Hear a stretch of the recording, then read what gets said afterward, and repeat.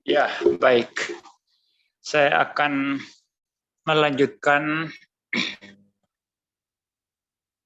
bagian terakhir dari pembahasan saya dan secara khusus akan mencoba mereduksio ad absurdum teologi daripada Dr. Erastus yang intinya adalah menawarkan Yesus sebagai teladan. Dan orang-orang yang meneladani hidup Yesus secara tidak bercacat akan selamat. Itu menurut dia. Ya, argumentasi saya yang pertama itu adalah jika Yesus hanya tokoh teladan dan bukan sang logos, maka sesungguhnya dia tak pernah menjadi teladan. Dipastikan dia akan jatuh ke dalam dosa sama seperti Adam jatuh di Taman Eden. Hanya pribadi Allah dan manusia saja, yaitu pribadi logos, yang kemanusiaannya tak mungkin jatuh. Posisi peccability dan impeccability dalam hal ini sama, yakni Yesus tidak berdosa oleh karena persatuan natur manusianya dengan natur ilahinya. Ini saya jelaskan begini. Kalau kita mengikuti pandangan Dr. Erastus bahwa Yesus adalah manusia sempurna, manusia teladan, begitu ya. Sesungguhnya Yesus kalau hanya manusia saja tak mungkin pernah menjadi teladan dan tak mungkin taat sepenuhnya. Kejadian di Taman Eden akan berulang kembali. Karena tidak ada manusia yang namanya manusia itu bisa taat secara sempurna. Manusia yang dicipta menurut gambar dan rupa Allah dalam aspek tertentu mempunyai aspek moral. Dan fondasi moralitas itu adalah kebebasan. Ya, kebebasan untuk memilih, ya. Bebas untuk memilih A atau B, ya. Jangan fondasi moral, yaitu kebebasan semacam itu, mustahil Yesus kalau hanya manusia itu bisa bertahan dalam ketaatan. Dia pasti jatuh sama seperti Adam. Dan kebebasan yang saya maksud di sini adalah kebebasan yang terikat, saudara ya. Kebebasan yang tunduk pada kedaulatan Allah, kebebasan yang diikat oleh natur atau alam, kebebasan yang diikat juga oleh natur manusia yang terbatas dan lain sebagainya. Ya, jadi saya tidak mengatakan kebebasan kehendak yang mutlak, itu tidak ada. Kebebasan kehendak yang terbatas. Ya, jadi oleh karena fondasi moral, yakni kebebasan semacam ini, pasti ada saatnya Yesus pasti jatuh. Kalau dia hanya manusia saja. Kalau ini tidak jelas, silakan ditanyakan dalam tanya jawab nanti ya. Maka Yesus itu tidak jatuh. Para teolog yang sungguh-sungguh meneliti Alkitab itu percaya karena itu berkat persatuannya dengan natur ilahinya. Natur ilahinya tidak mengatur-atur, tidak memaksa-maksa, ya. Tidak mengarah-arahkan atau menjadikan natur manusia sebagai robot. Kalau natur ilahi Yesus menjadikan natur manusianya hanya sebagai robot yang selalu taat, maka dia sama sekali bukan manusia yang taat. Maksudnya kemanusiaan Yesus sama sekali bukan taat. Tetapi berkat persatuannya dan natur keilahiannya yang sempurna, yang tidak mungkin bisa dipisah, tidak terbagi menurut Konsili Kalsedon, maka natur kemanusiaan Yesus di sana tetap terjaga, walaupun dicobai, betul-betul dicobai, dan merasakan seluruh kelemahan-kelemahan manusia sama seperti kita persis, tetapi dia tidak jatuh. Nah, di dalam teologi itu ada perdebatan antara kubu yang disebut sebagai peccability dan impeccability, ya. Kalau peccability itu mengatakan Yesus itu ada potensi untuk jatuh, tetapi tidak mungkin terrealisasi karena persatuannya dengan natur ilahinya. Dan posisi saya sendiri itu peccability kalau saya. Karena bagi saya pencobaan, makna bagaimana serunya pencobaan dan bagaimana Yesus betul-betul taat itu hanya bisa dilihat itu dari perspektif peccability, ya. Nah, kemanusiaan Yesus memiliki potensi untuk jatuh. Potensi itu bukan kecenderungan, ya. Kalau kecenderungan itu sudah salah. Itu. Yang namanya potensi itu netral, sesuatu yang netral. Ya, misalnya saya duduk di sini kan, saya duduk. Selama saya duduk terus di sini, itu artinya saya bukan sedang melompat. Ya. Selama saya duduk di sini, saya bukan sedang melompat. Tapi saya punya potensi melompat, enggak? Punya potensi melompat. Tapi saya sudah melompat? Belum. Nah, kalau dikatakan Yesus mempunyai potensi untuk jatuh, itu tidak berarti jatuh. Ya, tidak berarti jatuh. Nah, potensi itu karena apa? Karena kemanusiaan Yesus mempunyai kebebasan kehendak terbatas. Mempunyai moralitas, dan fondasi moralitasnya itu adalah kebebasan. Bisa memilih A atau B. Ya. Tetapi karena berkat persatuannya dengan natur ilahinya, maka posisi peccability katanya mengatakan bahwa mustahil jatuh. Tidak mungkin jatuh, karena berkat persatuannya dengan natur ilahi. Nah, kalau posisi impeccability itu menutup sama sekali dan mengatakan tidak ada potensi sama sekali Yesus untuk jatuh. Ya, tidak ada potensi sama sekali untuk jatuh. Ya juga alasannya karena persatuannya dan natur ilahinya. Cuman kalau menurut saya dari aspek impeccability ini, nanti seriusnya pencobaan yang dialami Yesus, seriusnya bagaimana dia bergumul, itu menjadi berkurang kalau menurut saya. Menjadi berkurang. Tetapi kedua posisi ini, baik peccability maupun impeccability, percaya bahwa Yesus tidak jatuh ke dalam dosa itu berkat persatuannya dengan natur ilahinya. Tapi kalau ikuti ajaran pendeta Erastus, Yesus hanya manusia saja. Pasti kejadian di Taman Eden akan berulang kembali. Karena kalau hanya manusia saja, manusia yang bermoral, dan fondasi moral itu adalah kebebasan, bisa memilih A dan B, walaupun itu terbatas, tetap nanti pada akhirnya Yesus akan menggunakan kebebasannya, memilih untuk memberontak dan jatuh. Sama seperti Adam di Taman Eden. Ya, ini yang pertama ya. Jadi, Yesus tokoh teladan itu sebetulnya tidak akan pernah terjadi. Kecuali dia adalah pribadi logos Allah yang mengambil natur manusia.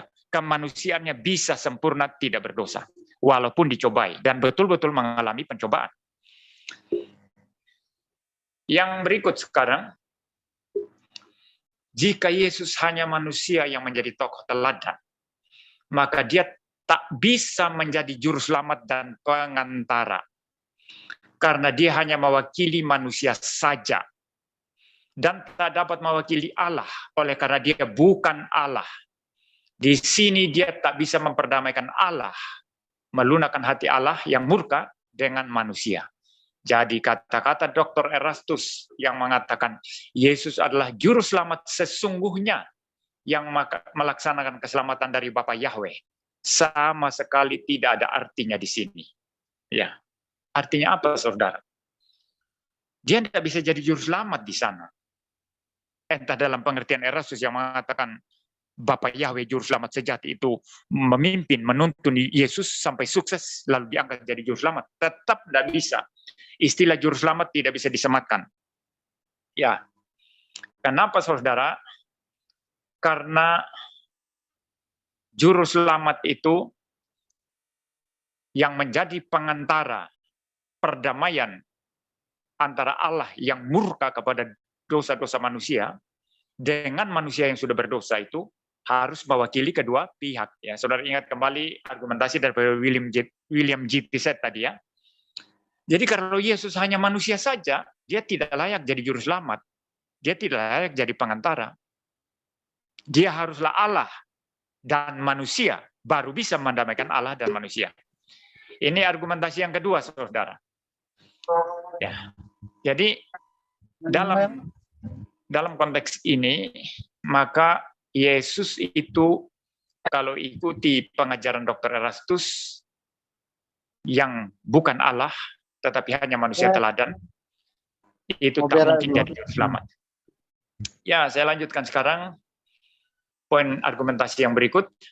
Jika Yesus hanya tokoh teladan, dan keselamatan kita diperoleh dengan mengikuti teladannya, maka dipastikan tidak satupun manusia yang sanggup mengikuti teladan Kristus.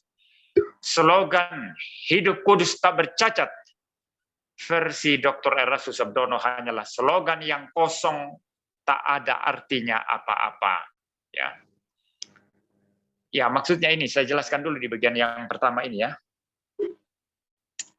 Dalam poin ini maksud saya ya. Jadi kalau Yesus itu hanyalah satu tokoh teladan, ya, lalu kita diminta untuk ikut teladan dia. Tidak satu pun yang mampu loh. Ya, kalau betul Yesus tokoh teladan yang harus diteladani, dan teladan itu adalah teladan hidupnya yang dicatat dalam kitab Injil, ya, dalam Alkitab. Siapa sanggup? Yesus berkata, engkau memandang seorang perempuan dan menginginkannya dalam hatimu, engkau sudah berzina. Ini tinggi sekali standarnya. Kalau hukum Taurat mengatakan jangan berzina, dan pengertian berzina di sana itu adalah menangkap perempuan dan laki-laki itu melakukan hubungan badan.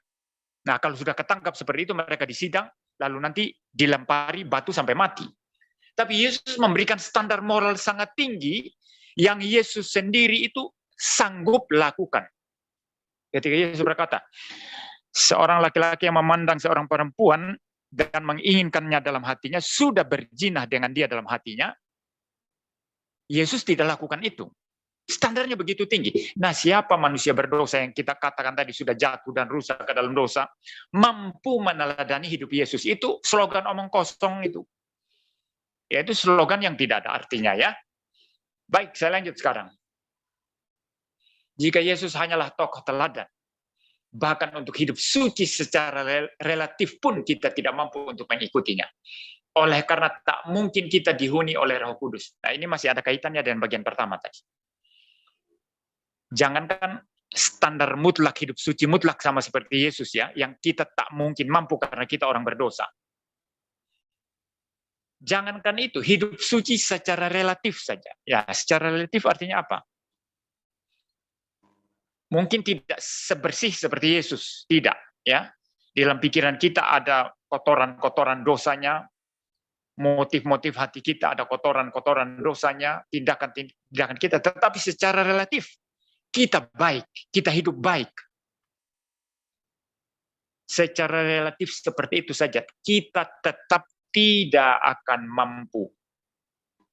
Mengapa, saudara?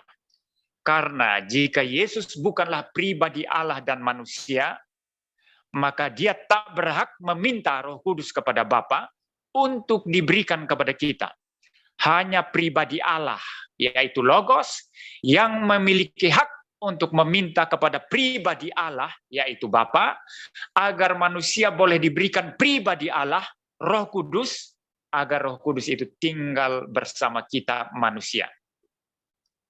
Itu pun menjadi legal, menjadi sah secara di mata Allah, ya, setelah karya penebusannya yang dilakukannya sebagai pribadi Allah dan manusia selesai dengan tuntas.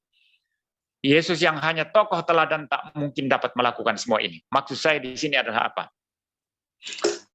Even, ya, bahkan mengikuti teladan Yesus secara relatif saja kita tidak mungkin mampu. Kenapa?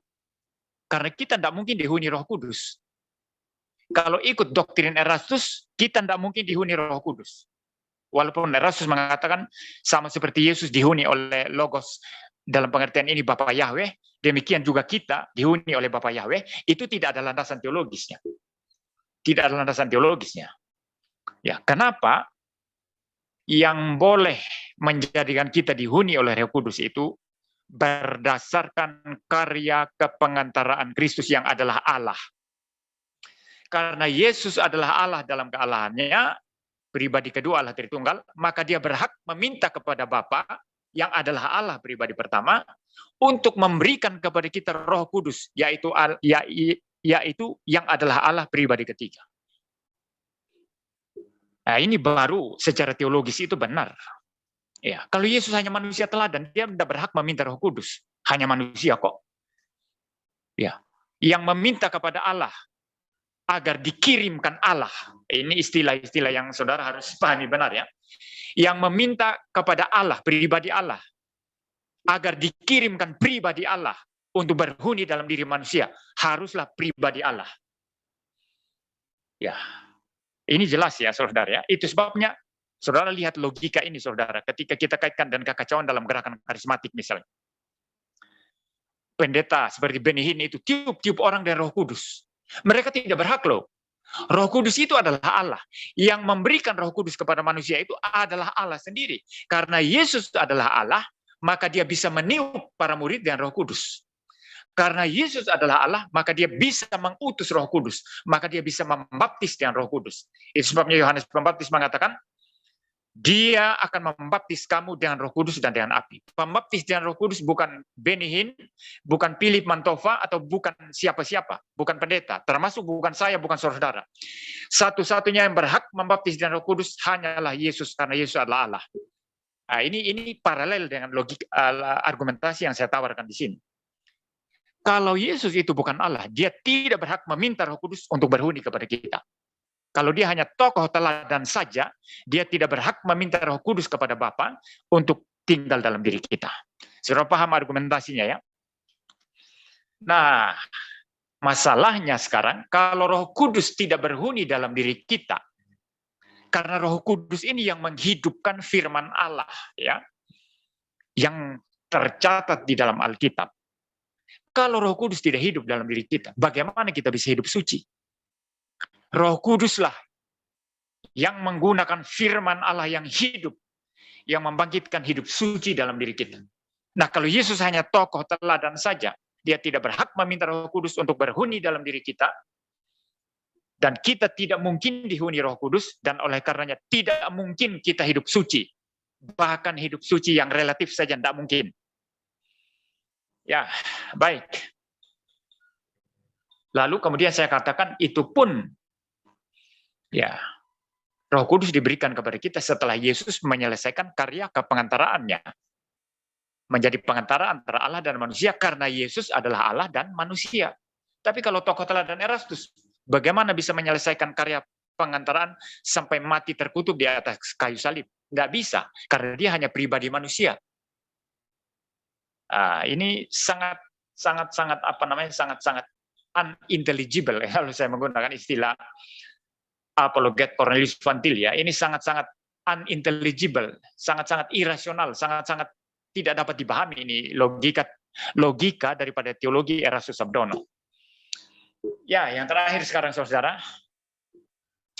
sejauh teologi federal atau perwakilan, nanti saya jelaskan apa ini teologi federal ya. Sejauh teologi federal atau teologi perwakilan dan doktrin dosa asal itu benar, maka Yesus tokoh teladan versi Erastus yang adalah pribadi manusia sudah pasti mewarisi dosa asal dari Adam. Karena dosa asal dari Adam juga diwarisi oleh semua pribadi manusia keturunannya. Ya, saudara bisa membandingkan itu dalam Roma pasal 5 ayat 12 sampai 21, secara khusus ayat yang ke-19. Nah, sehingga Yesus tokoh teladan versi Erastus Sabdono pastilah orang berdosa karena mewarisi dosa asal dari Adam. Mungkin sebelum saya memberi penjelasan lagi mengenai pokok ini, saya akan membaca dulu Roma pasal 5 ayat 19 ya.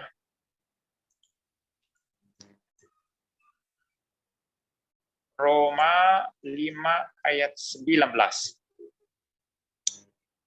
Jadi sama seperti oleh ketidaktaatan satu orang, semua orang telah menjadi orang berdosa.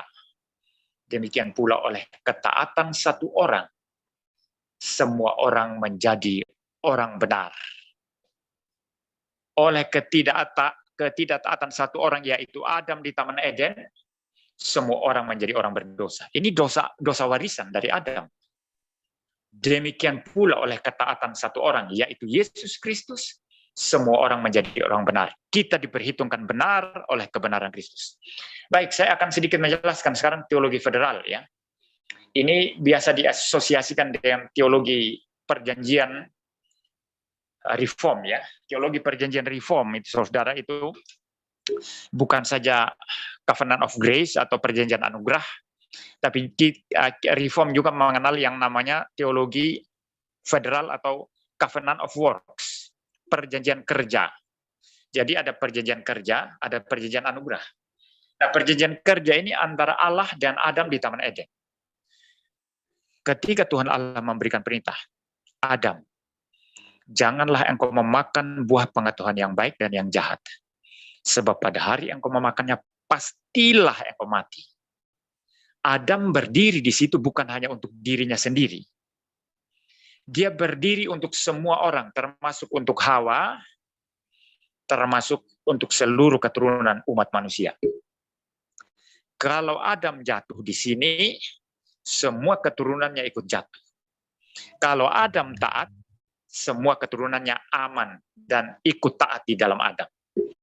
Itu makanya disebut ini teologi federal atau teologi perwakilan. Atau istilah lainnya itu nanti saudara coba cari di dictionary teologi atau apa namanya itu, ya kamus-kamus teologi atau ensiklopedia teologi, itu cari Covenant of Works atau teologi perjanjian kerja. Saudara yang mempunyai dogmatika saya, dogmatika Kristen dari perspektif reform, itu saya bahas juga di situ mengenai doktrin perjanjian kerja ini. Jadi intinya di sini Adam adalah wakil. Nah, kalau diilustrasikan itu seperti ketika Indonesia main ya, yang main di lapangan itu kan hanya 11 orang. Nah, kalau dicampur dengan semua itu apa namanya, pemain-pemain cadangan ya sekitar berapa, ya lebih dari 20 orang lah begitu ya, termasuk nanti pelatih dan segala macam kan, satu tim itu kan hanya mereka yang diberangkatkan, tetapi mereka mewakili Indonesia. Ketika mereka kalah, kita katakan Indonesia kalah, seluruh rakyat Indonesia kalah, seluruh bangsa Indonesia kalah. Karena wakil kita adalah mereka yang bermain di event-event sepak bola. Nah, ini cukup menggambarkan apa yang saya maksud. Ya. Jadi Adam adalah wakil. Ketika Adam jatuh, semua ikut jatuh dalam dosa. Dalam konteks inilah kita mengerti dosa asal itu, atau dosa warisan dari Adam. Dan dosa warisan dari Adam ini mempunyai pengertian. Pertama, kejatuhan Adam adalah kejatuhan kita semua. Saya sudah membaca di dalam Roma pasal 5 ayat 19 tadi ya. Tapi elaborasi yang lebih dalam lagi mengenai hal ini adalah apa? Kesalahan Adam yang pertama juga turut kita warisi. Loh, kok bisa kesalahan Adam yang pertama yang memakan buah pengetahuan yang baik dan yang jahat itu turut juga kita warisi? Kenapa? Karena waktu Adam pertama kali berbuat dosa, memetik buah pohon itu, ya tentu melalui Hawa ya, dan memakannya, dia sedang berdiri mewakili umat manusia, mewakili seluruh keturunan. Maka ketika dia melakukan dosa yang pertama itu, semua manusia yang diwakilinya juga ikut makan bersama Adam. Ikut diwakili oleh Adam. Nah, dosa-dosa Adam selanjutnya setelah dia jatuh, tidak perlu lagi kita wakili. Kenapa? Kenapa tidak perlu kita wakili? Karena Adam bukan wakil kita lagi. Dia sudah jatuh. Dia sudah gagal sebagai wakil, maka dosa-dosa Adam yang kemudian, selain daripada dosa memakan buah pohon pengetahuan yang jahat, yang baik dan yang jahat itu, tidak kita warisi lagi. Itu kedua. Dosa asal juga itu menyangkut selain guilty atau kesalahan karena makan buah pohon yang dosa pertama Adam memakan buah pengetahuan yang baik dan yang jahat, tetapi juga menyangkut polusi karena dosa. Artinya, secara turun-temurun, semua manusia yang statusnya sudah berdosa dalam Adam juga mengalami polusi karena dosa. Seperti itu. Nah, sekarang kita bahas mengenai Kristus. Versi Erastus. Saya katakan dalam outline saya ini, sejauh teologi federal dan doktrin dosa asal itu benar dan betul-betul biblikal, maka tokoh teladan versi Erastus pasti mewarisi dosa Adam. Kenapa? Kenapa? Karena dia hanya pribadi manusia. Karena Yesus adalah pribadi manusia. Kalau Yesus adalah pribadi manusia, maka dia juga diwakili oleh Adam. Ya. Saya ulang ya, karena kalau Yesus adalah pribadi manusia, karena tokoh teladan seperti Erastus katakan, maka dia juga diwakili oleh Adam. Karena dia adalah keturunan manusia, itu darah daging dari Maria, kemanusiaannya. Tubuhnya dari Bunda Maria. Ya. Dan kalau Yesus adalah pribadi manusia, dia juga diwakili oleh Adam. Maka dia mewarisi dosa asal dari Adam. Ini tidak bisa dibantah ini. Kecuali yang Erastus bisa bantah hanya masalah polusi. Polusi karena dosa. Erastus bisa beralasan. Kalau Yesus itu kan disucikan oleh Roh Kudus pada saat ada di dalam kandungan Maria. Alkitab kan bilang begitu. Jadi dia bersih. Ya, Yesus bersih dari polusi kalau ikut argumentasi ini. Yesus bersih dari polusi karena dosa, tetapi tidak di dalam hal guilty atau dosa pertama Adam yang memakan buah pengetahuan yang baik dan yang jahat, yang juga kita warisi. Karena waktu Adam memakan itu, dia memakan saat menjadi wakil. Dia belum jatuh. Pada saat itulah dia jatuh. Tetapi dosa pertama itu diperhitungkan juga kepada kita. Itu sebab Alkitab berkata, oleh karena ketidaktaatan satu orang, maka semua orang menjadi orang berdosa. Nah, kalau Yesus hanya pribadi manusia yang taat, tetap dia mewarisi dosa asal dari Adam. Jadi kalau begitu, Yesus teladan versi Erastus, sejauh teologi federal dan doktrin dosa asal kita terima sebagai kebenaran Alkitab, dan memang itu benar. Kitab Roma mengajarkan hal itu, ya, dengan sangat clear dan jelas. Maka Yesus tokoh teladan dari Dr. Erastus Sabdono itu adalah Yesus tokoh teladan yang mewarisi dosa asal dari Adam, yaitu guilty atau dosa pertama Adam. Ya, tapi kalau Yesus adalah pribadi logos, maka dia tidak perlu mewarisi dosa asal dari Adam. Kenapa? Karena logos adalah pribadi Allah. Karena logos adalah pribadi Allah, maka dia tidak perlu diwakili oleh Adam. Maka dosa pertama Adam yang memakan buah pengetahuan yang baik dan yang jahat itu tidak perlu diwariskan kepada Yesus. Karena Yesus adalah pribadi logos. Jadi dari dosa asal, Yesus bersih. Lalu bagaimana dengan polusi karena dosa? Nah, jawaban kita sama dengan Dr. Erastus. Dalam hal ini, dalam hal polusi karena dosa. Jawaban kita sama dengan Dr. Erastus. Janin dalam kandungan Maria disucikan oleh Roh Kudus. Gampang. Kalau daging janin dalam kandungan Bunda Maria itu gampang disucikan. Dan kedudukan dosa itu ada pada jiwa, bukan pada tubuh. Dari jiwa mempengaruhi tubuh. Makanya Yesus berkata, segala hal yang jahat itu berasal dari hati. Itu hati inti jiwa. Lalu terpancar keluar melalui kata-kata kotor, ya, perjinahan, percabulan, dan segala macam. Nah, jiwa kemanusiaan Yesus dari mana? Alkitab mengajarkan bahwa jiwa kita ini diciptakan secara instan. Ya, diciptakan secara instan. Maka kemanusiaan Yesus, jiwanya itu dijadikan secara instan. Dan jiwa yang dijadikan secara instan itu tentu bersih. Dia tidak berdosa.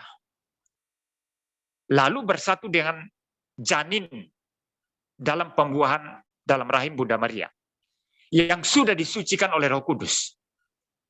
Maka di sini Yesus baik tubuh maupun jiwanya bersih dari dosa. Tidak mengalami polusi karena dosa. Jadi kesimpulannya, Yesus yang adalah pribadi logos, pribadi Allah. Dia tidak diwakili oleh Adam karena dia adalah pribadi Allah, maka tidak mewarisi guilty Adam yang pertama. Dosa asal dari Adam. Dalam hal polusi karena dosa, janin kemanusiaan Yesus yaitu tubuhnya disucikan oleh Roh Kudus, dan jiwa baru kemanusiaan Yesus diciptakan secara instan sehingga bersih dari polusi karena dosa. Maka Yesus kemanusiaannya sama sekali bersih dari dosa, baik dosa asal maupun polusi karena dosa. Ya, itu alasannya. Jadi justru pemikiran Erastus yang bermasalah. Sejauh dosa asal diterima dan teologi perwakilan diterima, maka pasti Yesus teladan versi Dr. Erastus itu mewarisi dosa asal dari Adam. Maka Yesus berdosa. Ya baik, saya bicara sampai di sini. Mudah-mudahan jelas. Kalau tidak jelas, silakan ditanyakan dalam sesi tanya jawab. Saya serahkan kembali kepada Bapak